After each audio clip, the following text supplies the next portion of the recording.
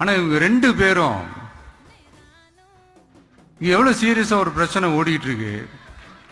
இவங்க ரெண்டு பேரும் அதாங்க நம்ம பாசிசமும் நம்ம பாயாசமும், அதான் நம்ம அரசியல் இனிமையும் கொள்கை இனிமையும். ரெண்டு பேரும் என்ன பண்றாங்கன்னா, ரெண்டு பேரும் பேசி வச்சுக்கிட்டு இந்த செட்டிங் எல்லாம் பண்ணி வச்சுக்கிட்டு மாத்தி மாத்தி சோசியல் மீடியாவில் ஹேஷ்டாக் போட்டு விளையாட்டு இருக்கிறாங்க.